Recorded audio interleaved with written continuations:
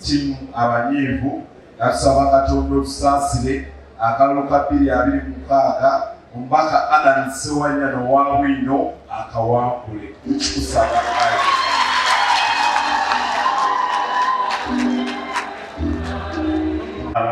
kitundu kyange basobole okuvonoka obwavu.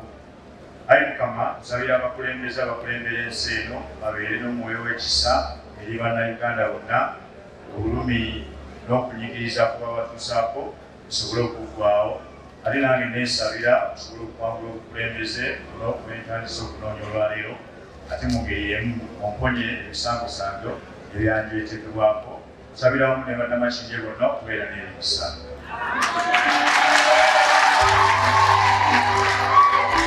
Katanala ne Ssewanyana bye binjawula n'abalala. Ekintu kiremu ebingatanala ne Ssewanyana bye binjawula n'abalala. Ono yatandikanga kansala ku Sitewolo ne tutambula babiri ne banfulumya n'alinnya ku mmeeza ne tusigala nga tuli mu biki. Ono bamusibye emyaka 2 ng'ali mu kkomera naye akoma ku bugo bw'entaana ne bamutwala mu kkooti e Masaka, Kigo, Ludawa, Ereze, Kampala, Ezaawa bwe yatema ebijambiya abantu e Masaka n'Enwengo. Ne tweddirira babiri okuggyako nti munnaffe Sseddirinya yatugendako. Naye twebaza Omukama Katonda atubeeredde bulungi, Alani n'amukuumirawo, ekyo nakyo ne kitugatta. Waliwo bagamba munno mukabi ye munno ddala. Mu mbeera embi n'ennungi tubadde n'Alani. Bagambye emyaka gyonna gy'abadde mu kkomera nga tukulubira wamu ne famire ye nammwe mwenna. Nga tebamukwata nti yatta muntu, nti yabba, nti yakola kino, naye ng'alwanirira kutaasa ggwanga lye. Mubabenkanya bwe mugamba nti muyimirira n'omulwanyi Namege Alani Ssewanyana. Bagambye ebingatanala naye ebinjawula n'abalala. Eyo statement mugitegeere bulungi. Ono mu Sitewolo bwe yaddayo nga Lord Kansala teyajja kutula ddiiru. Era ekyo kyangatta naye kubanga nange sikkiriziganya na bakutula ddiiru. Saagala kwetwala ng'olupimo lw'obutuukirivu, naye mumanyi wa wenyimiridde ku nsonga z'abakutula ddiiru. Bw'owulira yenna ajja ku luwonzi, manya nalinnya mu ddiiru ye. Kati bakoze ka gurupu akabaddiira, bakoze ka gurupu bagenda boogera bino, boogera biri, boogera bino, balowooza nti Kampala kifulukwa, bagenda kukijjamu enjawulo.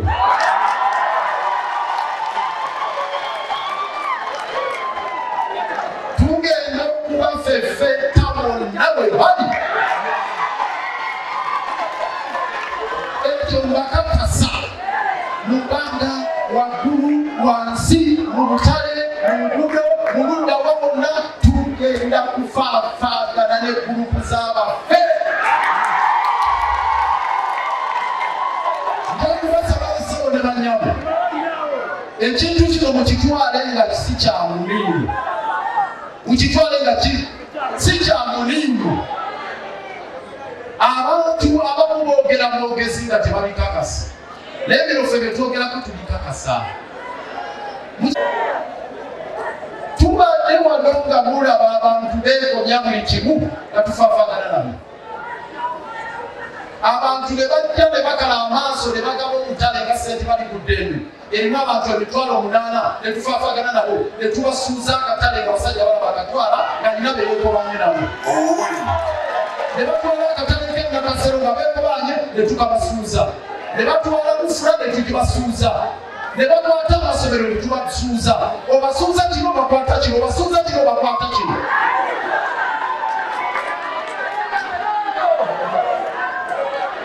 mubagambe musanze basanze mulabana mbasaba temuomwaganya buli omu gwe mulaba ka DNA ak'obufere nga mugamba oti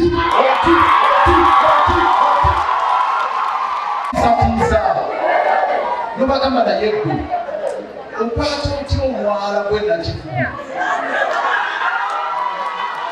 omwala omulanga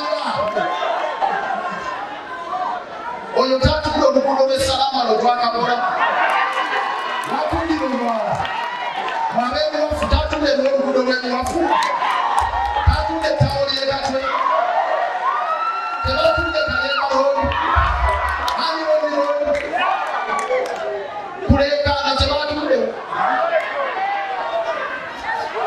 ono bwesikomwonga ali wano kyamani walo w'amawanga ono musiga olusiga akimanyi bulungi nabwe mukimanyi bajja bagoba abantu abannema bano bennyini abafere kati abansojja ku luwonzi beekweka mu bitanda nali mulwadde ndi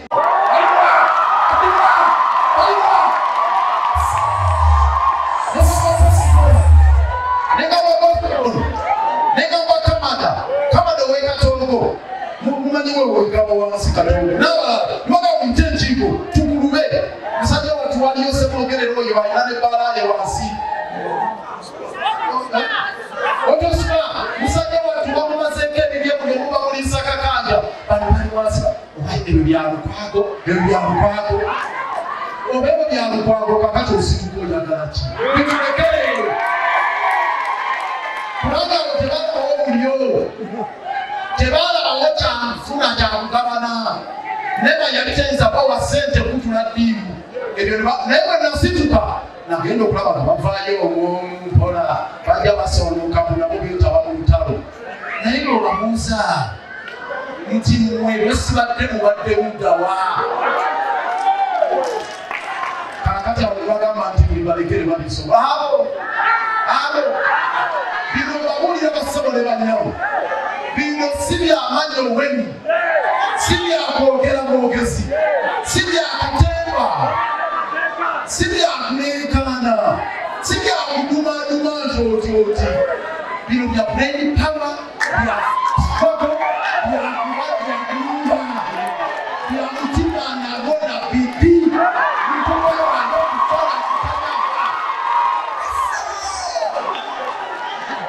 fena tusibe olukomera buli omuwoli omukagi wafudde kukyalo niwafudde tutayize tufulumye abafere kinobabuulira mu byonna mu kibuga Kampala edivision esingamu abafere b'ebyobufuzi bakiri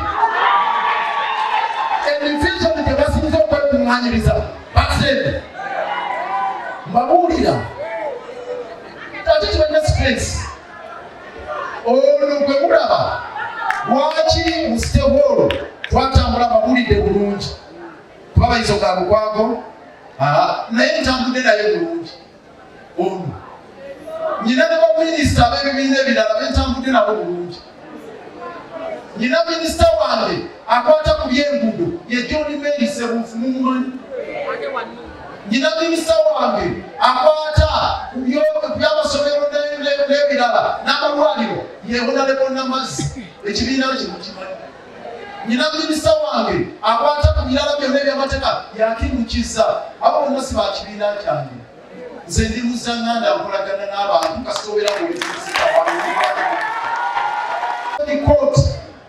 valuation court eyo banyambe ku nsonga z'obusuulu obusuulu bw'amayumba nga bulinnye bugenda waggulu 6% ludda wana biki ne tulidyusinga tu 1% mu kitongole ne bagaana okukendeeza ku busolo okukka ku 1% tetwayisa ne tuteekawo kooti ejje ng'etwaka ku kwemulugunya kwa buli omu twagisula ne tugitongoza ne ku kooti emakindi naye ng'agikulembera Samuel Muyizi Mulindwa Walukejje Kayaali nga chairman wa kooti eyo ekibiina kye Wanubi.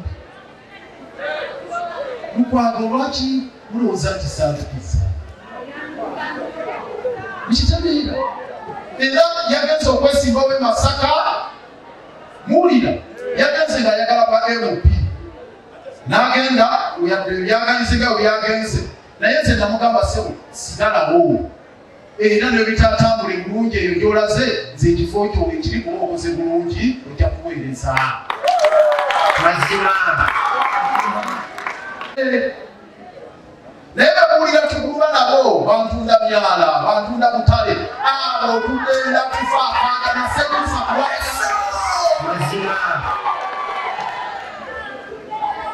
ne bana basunsa n'ava wano ne bamugamba ovaawo kwata kino genda wano mubagambe ne bana bakyaweno si wano tujja balombayo olwamwanje kukyawagulu bamuusa wano bamuusa kugalo ne kansala babazeeno naye banaabasa yonna mubagambe twakukola obufere ekikuliwe egayi mwerufu era kyekimulwanyisa tubeere benkanya siteeti ng'emutaddeko akazito emutaddeko ebisangosango n'olwaleero tukyali mu kooti twabadde mu kooti etaputa ssemateeka nga bagamba abajulizi bagenda bakweka tebajja tuwulira mannya amateeka gagamba bw'onooba onoleeta omuntu mu kooti leeta abagenda omulumiriza amanya bagatubuulire baga tebagala abagundi bano abajulizi amanya bagakweke ne banabaleeta mu kooti babasibe kantuntunu ayogere bwogezi ng'ejjembe katumulaba feesi omanyi be basiba bati kantuntunu mu alani wamulaba ennyo bw'anaabalaba feesi nabo ayinza obasangika ng'ebijambuya ono omwana w'omuntu omwana w'abandi omwana wa ssendabuda omwana w'omanyi ono mumulaba nalina omusaayi mukalu mumulaba ng'omufere mumulaba ng'omutagaliza muntu yenna mumulaba ng'omutalimu ensingu kakati tusigale nga begawagalabise wanyana omutagalibere maaso n'ebigambo ebyo nzikirize neyogera ebisigadde tujja kubyogera tukyali mu nteekateeka tugenda batuukako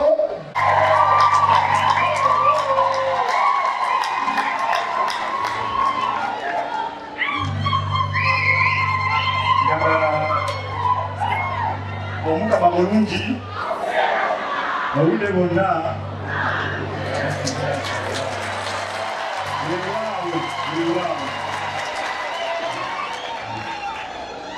sebo Reverend Father Kasasa nsanyuse nnyo olunaku olwaleero Father okubeera wano n'okkiriza n'ojja n'osobola okutusabira ffenna wano nga tugenda okutandika olugendo lwaffe olw'okuvuganya ku bukulembeze omwaka gwa 2025-26 mu kalulu akabindabinda.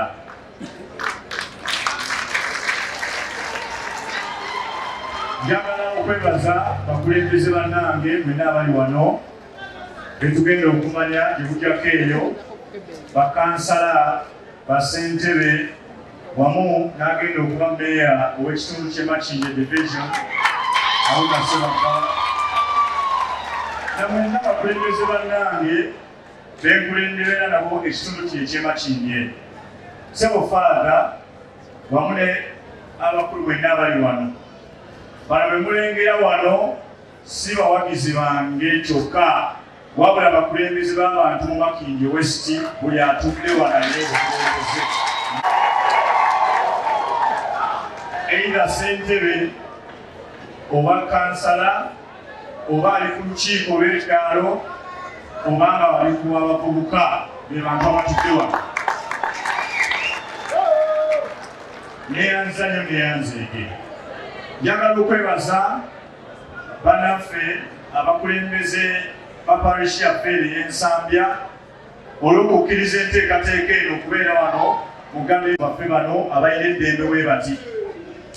Naye njagala okusanyukira abakulu wano olw'okukkiriza ne tutuula wano mu ngeri eno era neebaza abakulembeze bannange wamu n'abantu mwenna abali wano okuuma emirembe era nisobola okutambulira mu ekyo kitwagala nga bulijjo nti omubaka waali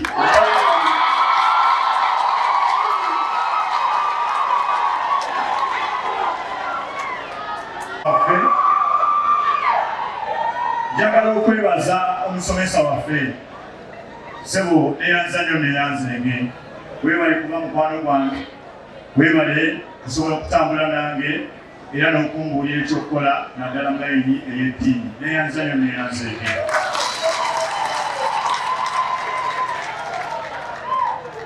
Basebo ne bannyabo nga tumaliriza eklezia olunaku olwaleero ekyambiro kyaffe kino nga bwe tugenda okweyongerayo ku nsonga endala zonna njagala okubategeeza mwenna abali wano mikwano gyange baganda bange. Sebo natandika olugendo lwange lw'obukulembeze wano mu Makindye nga ndi mukulembeze w'abavubuka mu zooni gyenzaalwa eya Kirundu zooni. Bwe nvaawo negenda kumuluka okwa Kibuye 2 nga ndi sekuritale waabyo ku by'emizannyo ne creative art. Bwe nvaawo Sebo Father negenda ku division e Makindye era nembeera mu ekyobukulembeze bw'ebyemizannyo wamu n'ebitone mu Makindye division.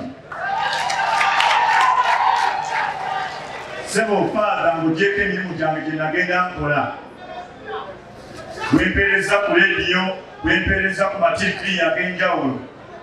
Bannamakindye bano bansiima Makindye West esooka omuluka gw'Ekibuye 2, Katwe 1, Katwe 2, Nsambya wamu ne Makindye 1 ne Makindye 2 ne bampa obukulembeze bwabwe okubakiikirira wali ku disitulikiti y'ekibuga Kampala nga Kampala Capital City Authority Lord Councillor okumala emyaka 5.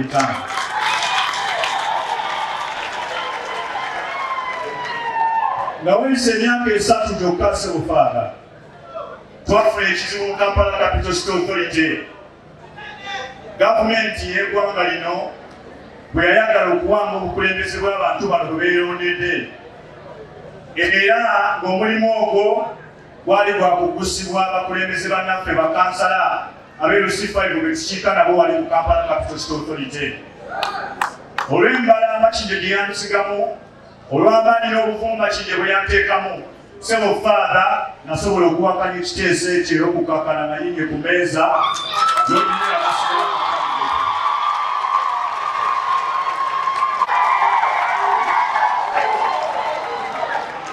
abantu bano badde sibajemerangako. Nali muto nnyo Sebo Father ng'emyaka gye nina giri 25 naye nga ndaba engatto ze ngenda muza obubaka bwa Paalamenti nga negera abantu abakulu ab'amaanyi naye bano bamumya ne bagamba nti ffe eddoboozi lyaffe era tugenda kukola ekisoboka okulaba ng'ofuuka omubaka wa Paalamenti. Omwaka Sebo Father ogwa 2016 abantu bano bakulembera endowooza zaabwe ne baziwa bannamakindye West abalala bonna era Makindye West nenzikiririzaamu nga mpita mu kibiina kya Democratic Party amazima y'obwenkanya. Nafuuka omubaka wa Paalamenti Sebo owokusatu owa Makindye West ate owokuna owa Makindye eyawamu gye bayita Kampala North. Sebo Father njagala okutegeeza bwe natuuka eyo waliyo ebisoomoozo bingi. Tezaali nsonga ntono za kwata, zaali nsonga za kwata n'amaanyi ate n'obwegendereza. Mu biseera ebyo gavumenti eno eriko bannayuganda baali bakiweweese nga bakituusiza ku nsonda weetuuse ekomye ng'omukulembeze aliko akaddiire ng'awezezza emyaka kitakkirizibwa kuddamu kwesibako wange yanfaako. Naye Mukama Katonda nga bw'atalyangusi Sebo Father mbadde nkyakubyeko ku matu nga nkyali mulamu. Era bwe navaayo Sebo Father navaayo nga ntidde nnyo abantu kubanga bangi bayogeranga ebigambo bingi ku ffe, naye Mukama Katonda yagezaako n'atuyamba era neebaza abantu abasobola okutubuulira ne tubeera abasajja abavumu era tusobola okusigala nga mulamwa ogw'okulwanira eddembe ly'abantu. Mu Paalamenti eno mbaddemu okusoomooza kungi.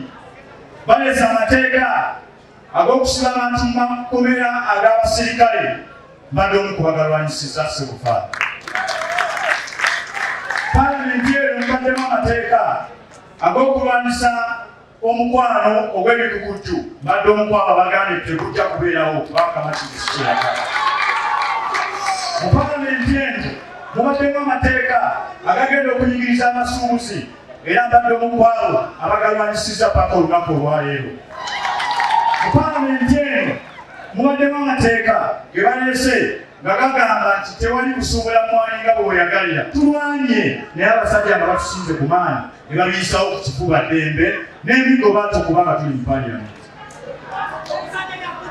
Sebo mbadde ndi eyo otudde nga ndowooza butya bwe ngenda okwesimbawo kubanga ekibiina ekyange mwenzikiriza ekya National Unity Platform ekyateekawo omuwaatu omwe tulina okuyita okusobola okufuna obukulembeze bwe tulimu mu ngeri ya demokulasiya n'amazima n'obwenkanya. Twawandiika ebbaluwa kuba mumanyi kyendi mu kuddamu ebibuuzo ate ne gurawundi abantu bano gye babeera era gye basula era gye bawangaalira. Byonna nabiddamu ate era ne gurawundi ne bagamba bagigendako ng'erina ebitundu nkaaga. Kale nga neesiga abantu bange bano kubadde bansaba nzije mbakulembere era ne mbaweereza. Okuva olwo paka olunaku olwaleero sirabanga ku rizaati zaava mu kumbuuza bibuuzo ne mu kwesimbawo bwe neesimbawo mu kamyufu paka olunaku olwaleero. Era nsaba Mukama Katonda bwe alizifuna n'azinde era wakati nga tukyalimu enteekateeka n'embeera abakulembeze bano wammanga bantuukirira ne bakola okunoonyereza results ze bajja okusobola okunnyonnyola abantu abali awo ng'abasinga obungi ku bo baagala neesinga okubaka ba paalamenti kubanga abeesimbyewo tebabategeera bulungi.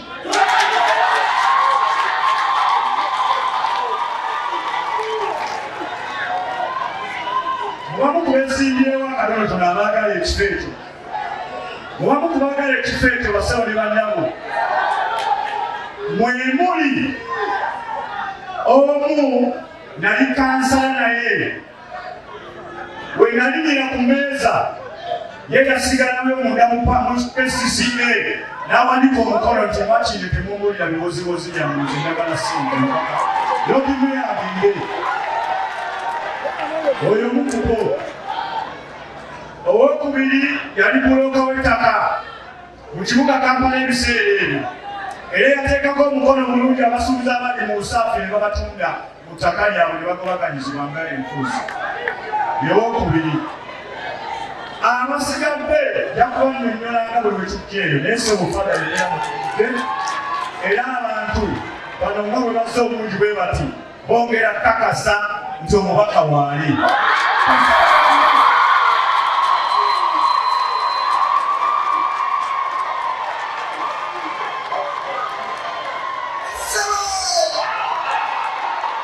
Njagala okwanjulira omukulu ono ye Mwami Haruna Ssebaggala ayagala okubeera mmeeya owa Makindye Division.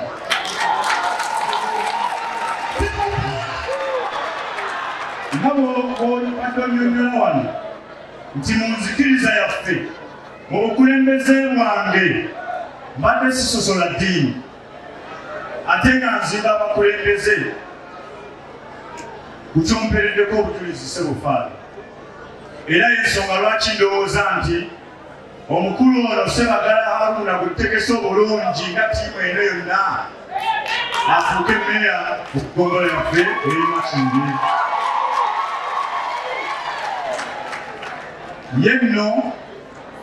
Ye nno Ssebufaala yeewandiisizza dda era ye bamuwadde akabonero k'omupiira. Akabonero ki? Akabonero ki? Abagamba nti ali kabonero k'omupiira muwaliko omukono mwendawewo. Eyes on the ball. Abakulembeze abalala ono munnanuupu lukulwe kansala Kevin namakula okuva erukuli. People power. People power, our power. Era n'ono kansala Kabogoza w'Essalama abantu bakiikirira nga naye wa National Unity Platform ey'Amanzi.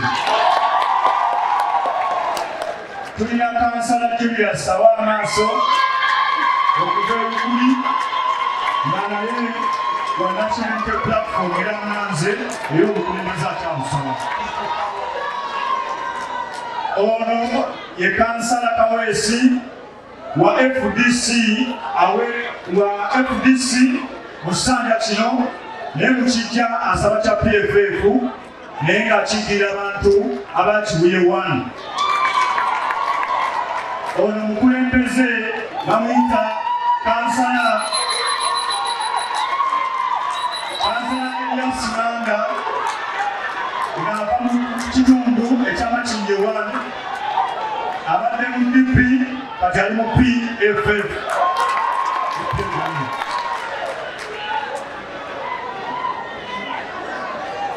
Kansala Nakandi Stella ono akiikirira abantu b'e Lwafu ku Kandida Democratic Party. Ono kansala Kasasa w'Ensambya Kasa Pius w'Ensambya Independent. Kansala waffe Kibuye kitambudde n'ebbanga eddene kansala Mire akiikirira abantu ab'Ekibuye 1 ali kabonero k'enkumbi mazima n'obwenkano eyatoola.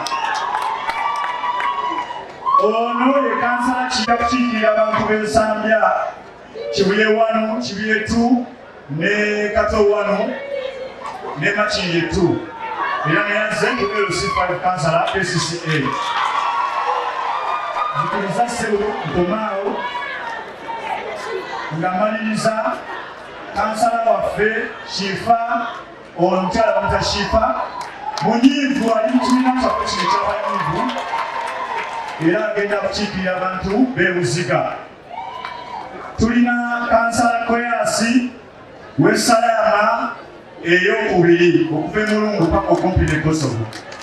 Otya okulya enguzi, ojja kuba otya okulimba, ojja kuba otya okubba, ojja kuba otya okwekobaana n'ababi. Amiina.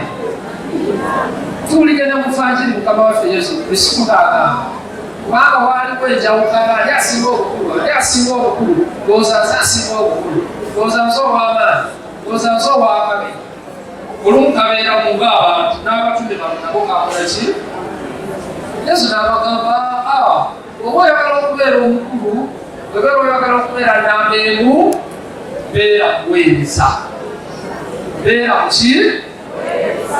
Ate n'agamba naye ekirala beera mwetowaze. Ssebo okubaka yakuyita honalibo naye ate oli muweereza waffe.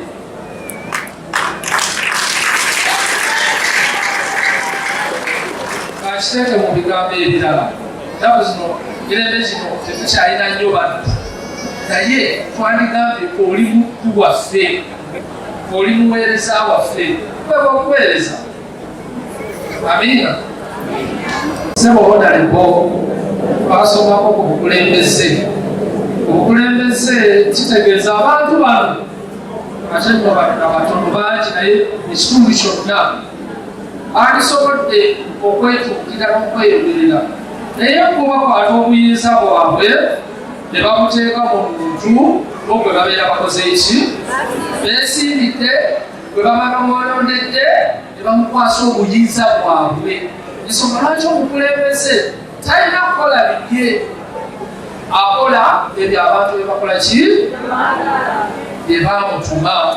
Awo Ssebo nga tukusabira omukisa gw'Omukama mu kirabiro kino abantu bano nga bw'otabayiwangako era omukisa ogwo gutambulireko ne banno bonna bonna okulembere bulungi abantu paka ku buwanguzi.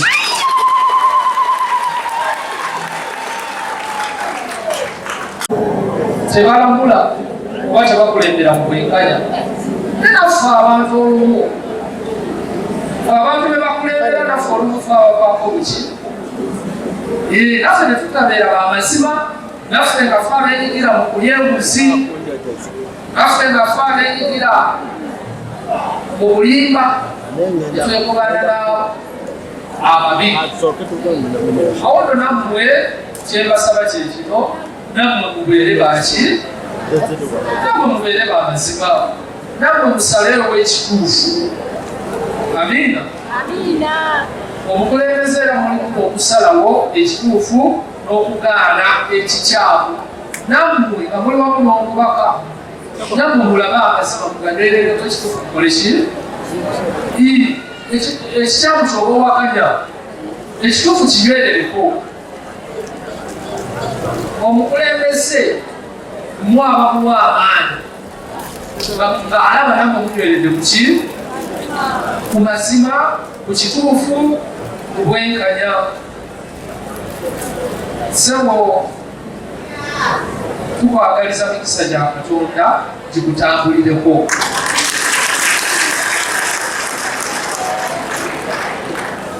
nkakasa bulungi omukisa gwa Katonda nga gukuliko n'abantu bonna nga bali mabegawo ng'ogomerera amazima otya Katonda oyo gwe tusaba oyo gwe wasabira yakujja kukomera ajja kuwanguza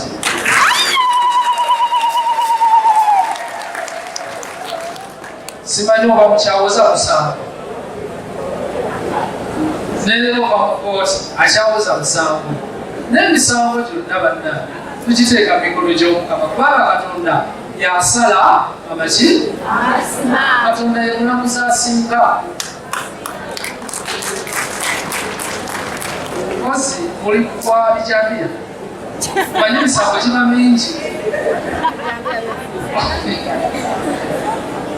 ebijambiya akati njagala nnyo omusango ogwo zekyemmanyi omusango ogwo onajja kuwangula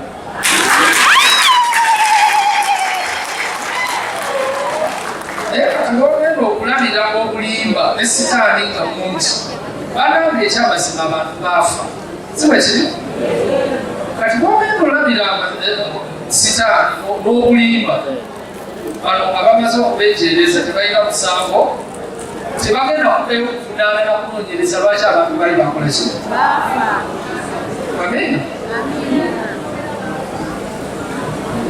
abamu ne bafiira obwereere ne bafiira mu bintu ebyokubuzaabuza naye Katonda yalina ki Katonda yasala amazima ssebo byonna tubiteeka mu mikono gy'Omukama naawe tukukwasa Omukama awamu n'abakulembeze bano ne Makindye West yonna Omukama atutuuse ku buwanguzi Omukama abeere nammwe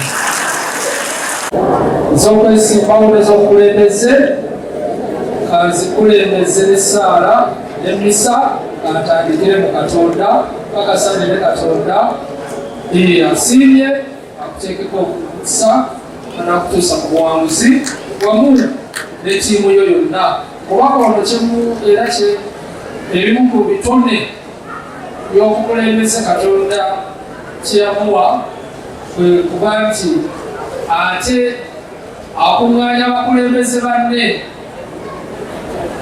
Nelson Mandela yagamba omukulembeze omulungi si oyo akulembera paka kufiira ku bantu naye omukulembeze omulungi oyo asimula abakulembeze banne ate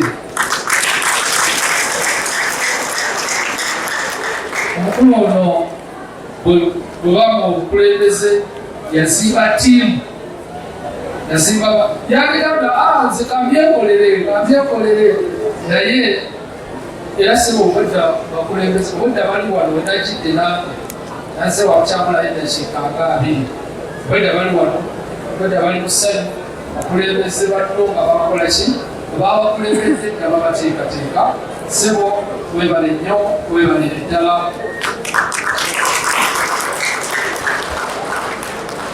era n'obuwombeefu obw'ekitalo sebo nja kukusaba bakulembeze banno tujja kuddako wano basabire omukisa ogw'enjawulo okuva eri Omukama nga tusaba ne mwoyo omutuukirivu